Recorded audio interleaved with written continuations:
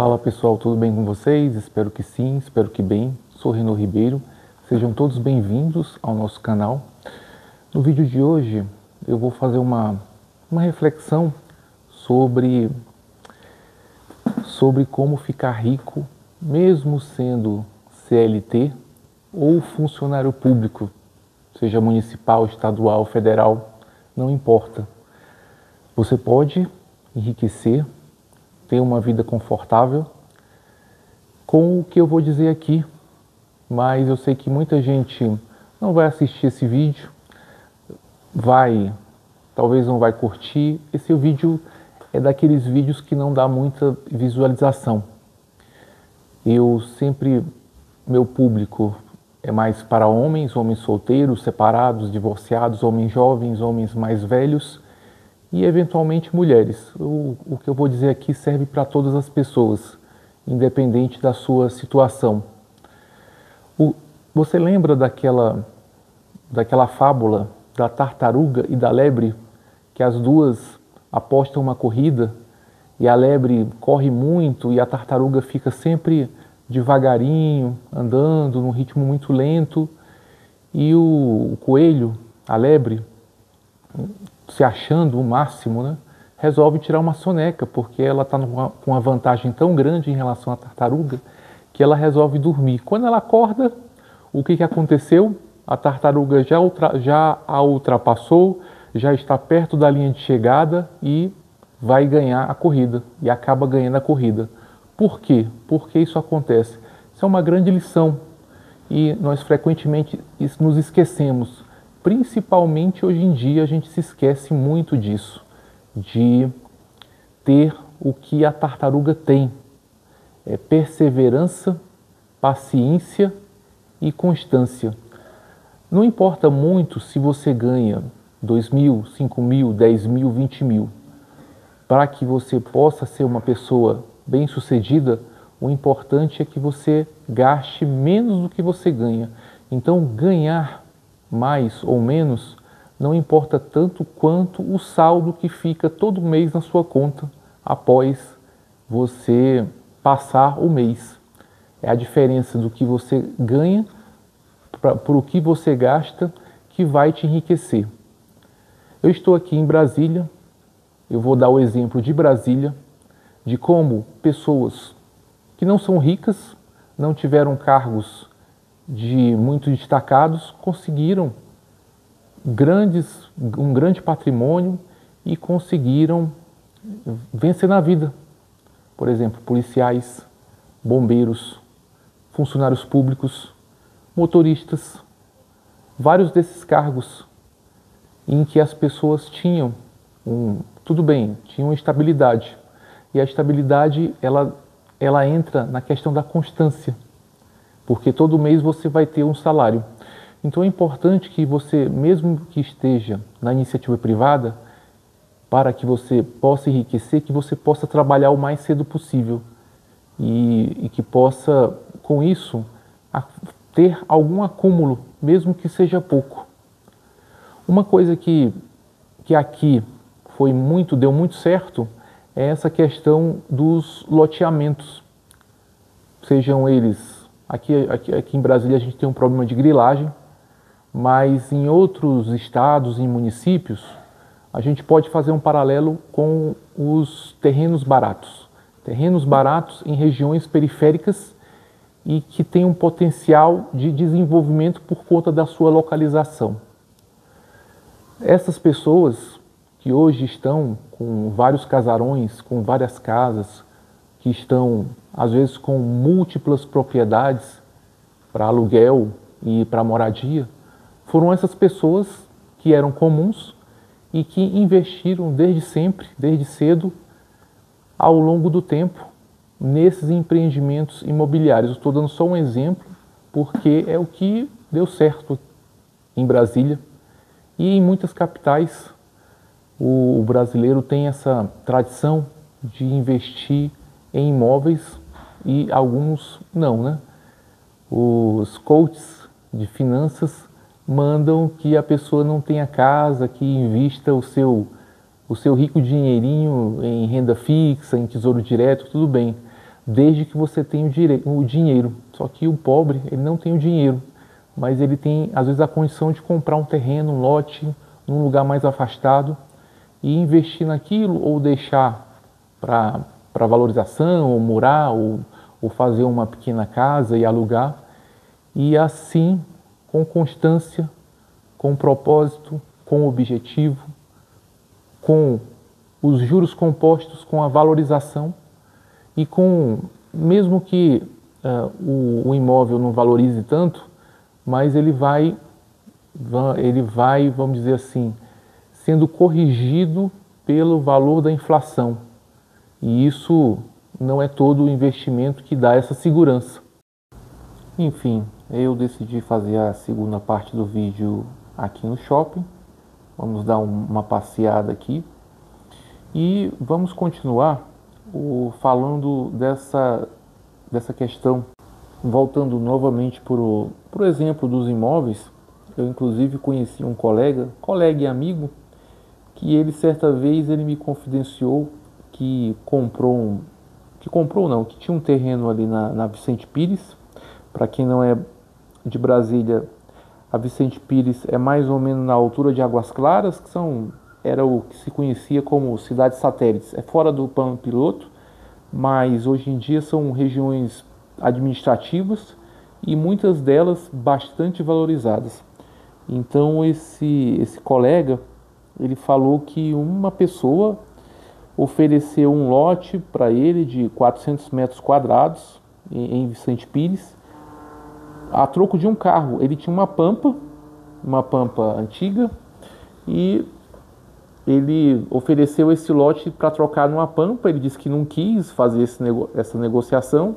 Resultado, o lote valorizou absurdamente, vamos dizer assim, uns 1000%, e a Pampa, claro, desvaloriza, o carro desvaloriza. Mas muitas vezes as pessoas, eu gostei dessa plaquinha aqui, ó, não perturbe YouTuber trabalhando. Enfim, dando uma passeada aqui na loja, e a gente vai falando um pouquinho. Mais tarde daqui a pouco a gente vai sair da loja e para ver as grifes, né? Porque esse shopping aqui é no Lago Norte, é o shopping Iguatemi, em Brasília, e ele tem muitas marcas famosas. Às vezes você pensa que você está em Genebra, você está na Suíça. Tamanha é a disparidade de rendimentos entre as classes em Brasília. E, claro, muitas pessoas, eu não estou querendo falar das pessoas que são naturalmente privilegiadas, mas aqui o foco desse vídeo é falar das pessoas que enriqueceram dessa forma. Esse é só um caminho, investimento em imóveis, investimento em terrenos, em lotes, em que muitas pessoas, simples funcionários públicos, sem muito status, não eram juízes, não eram desembargadores, nem nada, conseguiram ter aí os seus milhões, os seus primeiro, segundo milhão e mais ainda, por conta simplesmente de ter um objetivo, às vezes simplesmente pelo projeto de fazer uma casa ampla, uma casa grande. Esses lotes que eram do outro lado do Lago Paranoá, eles praticamente não valiam nada, era condomínio, era deixado ao léu, né? Condomínio irregular. A gente tem um problema aqui dos condomínios irregulares, mas nas outras cidades você pode ter também a questão dos condomínios regularizados ou regiões mais distantes.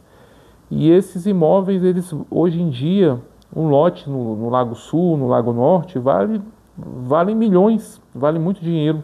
Uma casa vale, sei lá, uns 6 milhões. Eu já parei de acompanhar há muito tempo, mas isso não ocorre do dia para a noite. Às vezes é um trabalho de uma vida. A pessoa leva, às vezes, 20, 30, 40 anos para enriquecer dessa forma, mas enriquece.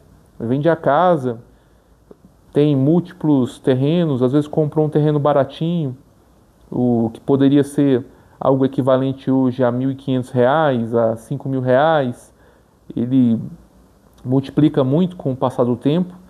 Eu não estou querendo dizer aqui que isso é a única forma de geração de riqueza, mas assim, é a que eu conheço por meio dos relatos, por meio das conversas, por meio de ver o que aconteceu na cidade, nas regiões administrativas.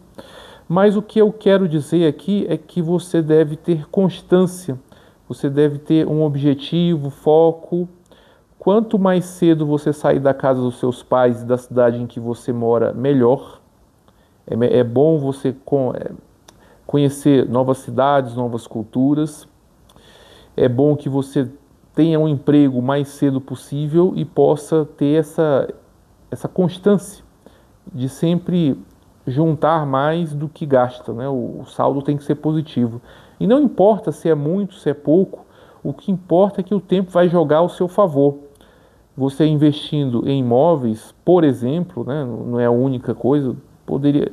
É porque eu não conheço o exemplo de quem investiu na bolsa e nem quem investiu em tesouro direto, porque é uma coisa que não é palpável. Não sei se as pessoas enriqueceram com isso, porque você não pode ver, né? Eu posso ver um terreno valorizado, uma casa valorizada, um bairro valorizado. Isso eu consigo ver, e consigo ver as pessoas que fizeram esse investimento, que às vezes são pessoas, são servidores mais simples, servidores que não são nem desembargadores, nem juízes, nem são deputados, nem é o presidente da República, nem é senador, nem nada. São pessoas que chegaram em Brasília ou nasceram em Brasília e tiveram essa história. E eu até peço desculpas por não dar outros exemplos, mas esse seria um exemplo de um crescimento que é devagar, é você enriquecer de forma constante, de forma lenta e gradual, mas de forma disciplinada e até, às vezes até chata, né? Porque enriquecer é chato, não é uma coisa empolgante. E aqui nós vemos vários itens bem baratinhos, muito baratos, né? Itens em promoção aqui, não sei se dá para ver, mas tem bolsas aqui que chegam a 305 mil reais só uma peça, outras que essas roupas valem mais ou menos na faixa de 3, cada peça dessa entre 3.000, 3.500, 2, dependendo da loja. Tem lojas que eu vou ter um preço mais salgado, né? Então essas marcas aqui, eu acho que essa bolsa, se eu não me engano, custa os seus 70 mil, 15 mil reais, né? São lojas de grife, né? Os preços altíssimos. Aí eu mostro aqui no final as marcas, né? E eu parei aqui enfim, 15 mil reais. E parece que você está em Genebra, na Suíça, né? Tamanha é a ostentação, tamanha é a quantidade de marcas famosas mundiais aqui nesse shopping. Eu acho que esse shopping é o shopping de Brasília que reúne a maior quantidade de grifes famosas de toda a região. Mas é isso que eu quero mostrar ao mesmo tempo. Olha aqui a famosa Tânia Bulhões, com os seus pratos importados da China, né? Mas tudo feito à mão, claro, e não se fala mais nisso. E assim, o que eu quero dizer é que é voltar para aquele exemplo da tartaruga e do coelho e da lebre, né? Em que o importante não é a velocidade que você caminha, é importante você ter constância, olha Louis Vuitton aqui, ter os fundamentos, gerar riqueza devagarzinho, poupar mais do que gastar, independentemente do seu salário, de quanto você ganha. O importante é essa diferença, o quanto você ganha e o quanto você gasta. Aqui é um exemplo disso, você pode ganhar o tanto que for. Se você vier aqui gastar seu dinheiro, as pessoas que vêm até aqui e gastam, muitos funcionários públicos de alto escalão, políticos, se tornam pobres, porque você está trocando o seu dinheiro por passivo. E isso aqui, esse tamanco, esses objetos, eles não te geram nenhum retorno. Então é importante também, para enriquecer, além de ter empresas, além de ter negócios, ter investimentos, é investir na construção de ativos e não de passivos. A bolsa aqui de sei lá quantos mil reais ela é um passivo, porque ela não te gera, ela não coloca dinheiro no seu bolso, a não ser que você compre para investir. Mas ela, no momento que ela foi tirada da loja, ela se torna um passivo e não um ativo. Ela tirou o dinheiro do seu bolso e dificilmente ela vai colocar o dinheiro de volta no seu bolso com juros, correção monetária, rendimentos, etc. Então, o importante também é colecionar ativos e não colecionar passivos, que é o que a classe média alta faz. Ela compra um carro caríssimo, ela compra uma casa financiada caríssima e ela não vai ocupar nem 25% daquele imóvel. Ela vai fazer coisas e ter gastos que representam um passivo. Vão tirar dinheiro e não ativo. Então aquele livro do Robert Kiyosaki, Pai Rico, Pai Pobre, também eu acho que é um livro muito importante sobre finanças, não sobre propriamente investir em imóveis, mas como ter o mindset da riqueza, da geração de riqueza e não da pobreza, do empobrecimento, que é exatamente isso, o pai rico, pai pobre. Esses relógios da Rolex não têm preço, então quer dizer que eles são bem baratos, né? Quando não tem preço assim, é porque eles são baratos. E é isso, gente. Eu acho que a discussão em relação a você não ter, às vezes, uma velocidade, mas ter uma constância e usar o tempo ao seu favor.